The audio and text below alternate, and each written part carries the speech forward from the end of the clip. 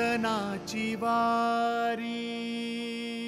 हरिप्राप्तीसी उपाय धरावे संतांचे ते पाय। एकनाथ महाराजांनी या जगाला भगवान परमात्म्याच्या प्राप्तीचा उपाय सांगितला। पुन्हा काही लोक शंका घेतील, महाराज भगवान परमात्म्याच्या प्राप्तीचा उपाय एकनाथ महाराजांनी सांगितला या अभंगामध्ये, पण ज्यांना भगवान परमात्म्याची प्राप्ती करायची आहे त्यांना सांगितलं असेल, आम्हाला काही भगवान परमात्म्याची प्राप्ती करायची नाही। कारण या जगामध्ये देव नको म्हणणारी माणसं भरपूर आहेत बरं का। जगद्गुरु तुकोबारांच्या काळामध्ये सुद्धा होती ही माणसं, आणि जगद्गुरु तुकोबारांनी तेव्हा ठरवलं काय, या लोकांना भगवान परमात्म्याची प्राप्ती करून द्यायची, देव यांच्या घरापर्यंत घेऊन जायचा। हे देवाकडे येत नाही ना, मग आपण देवाला घेऊन तिथपर्यंत जायचं। जसा एखादा व्यापारी त्याचा जो काही माल असतोय ना, तो माल त्या ठिकाणी घेत असतोय आणि मग तशा पद्धतीचा आवाज देत असतोय। त्याच्याकडे जर भाजी असली ना महाराज विकायला, आवाज देत असतोय, भाजी घ्या भाजी। त्याच्याकडे जर बांगडी असेल ना, मग तसा आवाज देतोय, बांगडीवाले, आवाज तसा देत असतोय बरं का। मला जमणार नाही तसं। मग आमच्या जगद्गुरु तुकोबाराने सुद्धा त्या ठिकाणी काय केलं, देव घेतला देव, आणि देव घेऊन त्या ठिकाणी दारोदार त्या ठिकाणी गल्लोगल्ली गेले।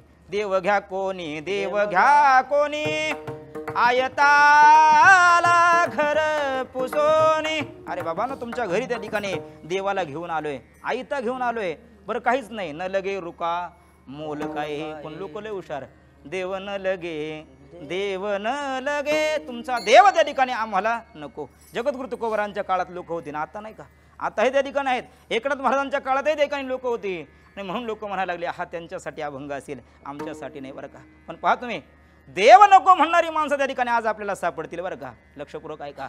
देव नको म्हणणारी माणसं त्या ठिकाणी आपल्याला सापडतील, पण सुख नको म्हणणारा अजून जन्माला यायचा आहे। विठ्ठल विठ्ठल। आणि देव आणि सुख ही अक्षर दोन आहेत बरं का, शब्द दोन आहेत, पण दोन्ही एकच आहेत बरं का।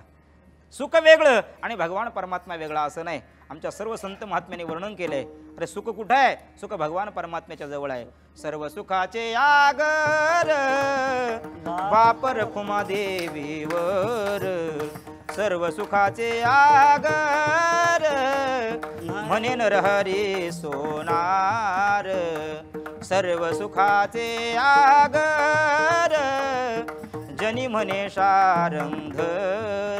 सुख पाहिजे ना, पहिल्यांदा भगवान परमात्म्याची प्राप्ती करून घ्या। भगवान परमात्म्याची प्राप्ती करण्यासाठी मग दुसरा उपाय सांगितला, धरावे संतांचे ते पाय। लोक म्हणतील सोपं आहे, संत दिसले की धावत पळत जायचं आणि संतांचे पाय धरायचे, पण असा सरळ अर्थ लावू नका बरं का।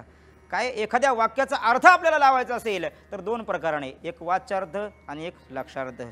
संत दिसले की संतांचे पाय धरायचे हा झाला वाच्यार्थ, वाच्यार्थाने अर्थ लागत नाही, मग लक्षार्थ लावायचा। पण काही लोकांना वाच्यार्थ आणि लक्षार्थच कळत नाही बरं का। एक जण त्या ठिकाणी हॉटेलमध्ये गेला आणि वेटरला ऑर्डर दिली, अय चल वडापाव लवकरात लवकर। वडापाव आणल्यानंतर त्यांनी काय केलं, ते वड्यातलं त्या ठिकाणी जे पीठ असतं ना बाहेरचं पीठ काढून टाकायला सुरुवात केली। त्या ठिकाणी हॉटेल मालकाने पाहिलं आणि हॉटेल मालक आला, का हो बाबा काय आमच्या वड्यामध्ये काही त्या ठिकाणी दोष आहे का, म्हणे काय नाही। मग तुम्ही त्या ठिकाणी बाहेरचं ते पीठ वगैरे सर्व काढून टाकतायत, नक्की काय चाललंय तुमचं। त्या बाबाने सांगितलं काही नाही, आताच डॉक्टरकडे गेलो होतो, डॉक्टरकडूनच इथं आलो, डॉक्टरने त्या ठिकाणी सांगितलं बाहेरचं काही खायचं नाही, म्हणून बाहेरचं पीठ काढून टाकतो आणि आतली भाजी खातो। विठ्ठल विठ्ठल।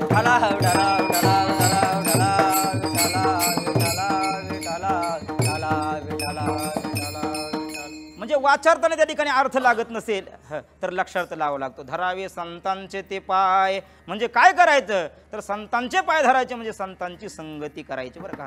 आता पुन्हा त्या ठिकाणी शंका आहे, मग संतांच्या संगतीचा आणि भगवान परमात्म्याच्या प्राप्तीचा संबंध काय, काहीतरी संबंध पाहिजे ना।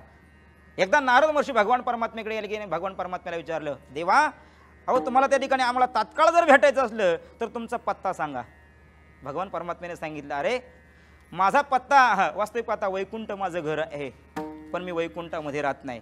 ज्या सुखा कारणे देव वेडावला, वैकुंठ सोडून संत सदनी राहिला। भगवान परमात्मा म्हणतात मला ती आवडते, भगवान परमात्मा संतांच्या संगतीमध्ये राहत असतोय, म्हणून हरीची जर प्राप्ती करायची असेल तर आपण संतांची संगती केली पाहिजे। हरी प्राप्तीची उपाय धरावे संतांचे ते पाय। ठीक आहे, संतांची संगती आम्ही केली, आम्हाला भगवान परमात्म्याची प्राप्ती झाली, तर त्याचं फल काय, अभंगाचं दुसरं चरण। तेने साधती साधने, तेने साधती साधने, तेने साधती साधने तेने साधती साधने तुटती भवाची बंधने तुटती भवाची बंधने तेने साधती साधने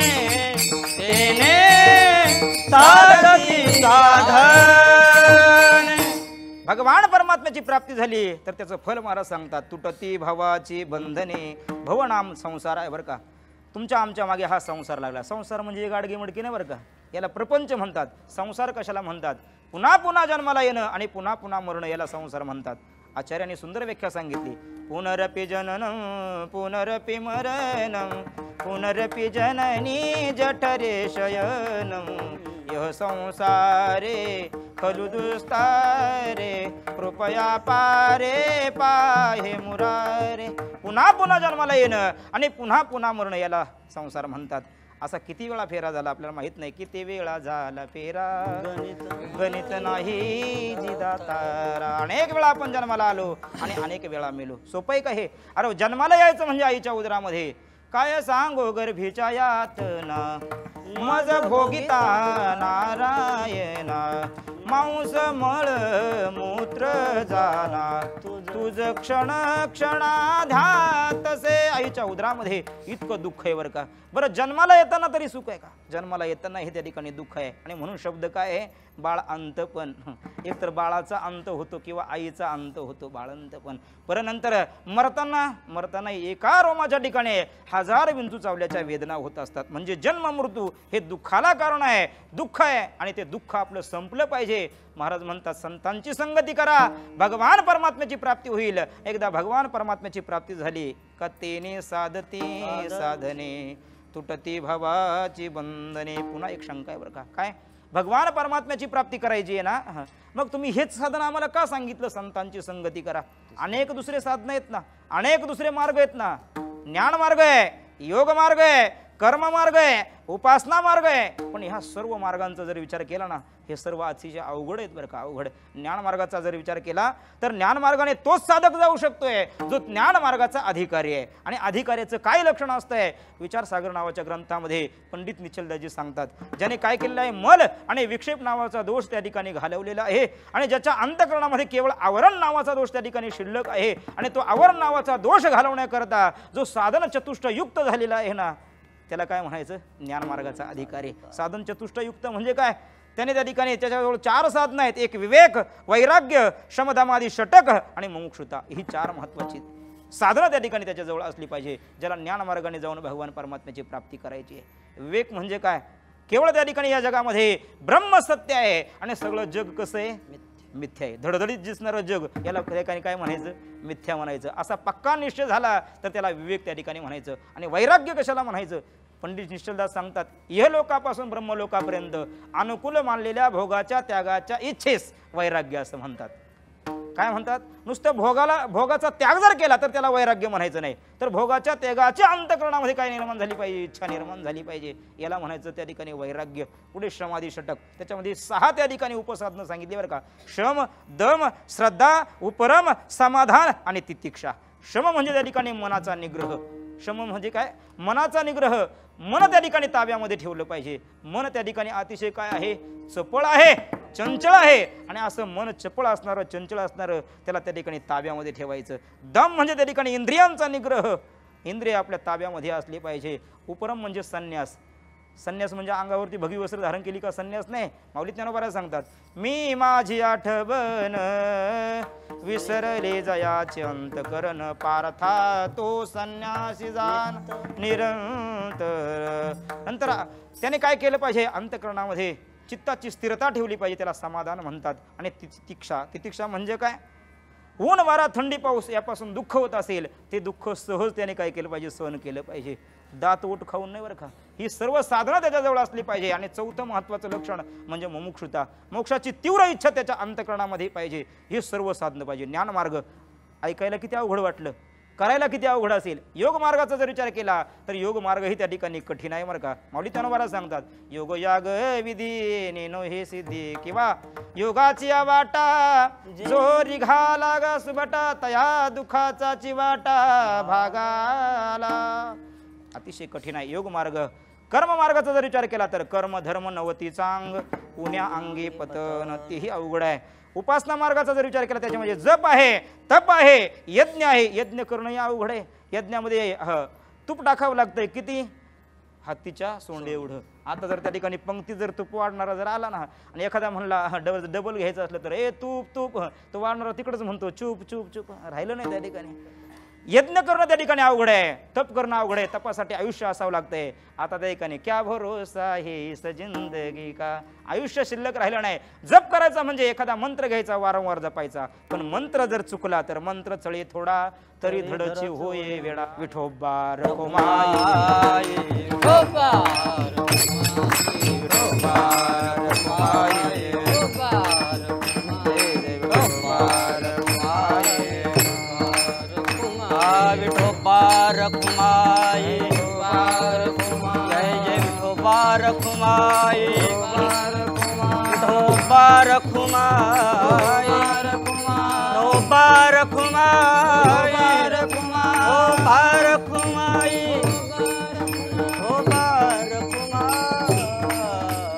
महाराज कळलं आम्हाला काय संतांना शरण गेलं पाहिजे. संतांना शरण गेल्यानंतर भगवान परमात्म्याची प्राप्ती होईल सुखाची प्राप्ती होईल. ठीक आहे. ते संतांचं लक्षणही त्या ठिकाणी आम्हाला कळालं. ते सतत त्या ठिकाणी भगवान परमात्म्याचं नामचिंतन करत असतात. ठीक आहे. आता आम्ही शरण जाणार त्यांना पण आमची शेवटची शंका काय ते आमचे मनोरथ तर पूर्ण करतील ना. महाराज म्हणले नक्की पूर्ण करणार पण त्यांच्याकडे जाताना तुम्ही कोणताही मनोरथ घेऊन जाऊ नका बरं का. कोणताही मनोरथ घेऊन जाऊ नका. फक्त एकच मनोरथ घेऊन जा. आम्हाला भगवान परमात्म्याचं दर्शन कसं होईल तो मनोरथ जर तुम्ही घेऊन गेले तर पूर्ण होईल. एका जनार्दनी संत पूर्ण करीती मनोरथ तेने साधती साधने. निश्चित त्या ठिकाणी तुमचे मनोरथ पूर्ण होतील. मग त्या संतांची त्या ठिकाणी नावं सांगा ना आम्हाला. ज्ञानेश्वर माऊली ज्ञानराज माऊली महाराज ज्ञानेश्वर माऊली ज्ञानराज माऊली माऊली ज्ञानेश्वर माऊली महाराज ज्ञानेश्वर माऊली ज्ञानराज माऊली. विठ्ठल जय जय विठ्ठल जय विठ्ठल जय जय विठ्ठल. हा बोलिले लेकुरे वेडे वाकुडे उत्तरे क्षमा परात महाराज तुम्ही नाही विचारिला अधिकार म्या क्षमा परात महाराज तुका धने ज्ञानेश्वरा पाया पैकी करा क्षमा परात महाराज तुम्ही सिद्ध. ज्ञानदेव तुकाराम ज्ञानदेव तुकाराम ज्ञानदेव तुकाराम कुंडलिक वरदारी विठ्ठल श्री ज्ञानदेव तुकाराम पंढरीनाथ भगवान की. माऊली ज्ञानेश्वर महाराज जगद्गुरु तुकाराम महाराज सद्गुरु जोग महाराज बोलो रे भाई सब संतन की जय. मंडळी आजच्या कीर्तन मालिकेतून नक्कीच एक नवी शिकवण आणि समाधान तुम्हाला प्राप्त झालं असेल. आणि असंच अजून एक गोष्ट ना आपल्याला काहीतरी नवीन नवीन शिकवत असते. ती म्हणजे आपले नातेवाईक आपले मित्रमंडळी आपल्या जवळची माणसं सतत आपल्या आयुष्यात आपल्याला काहीतरी देऊन जात असतात.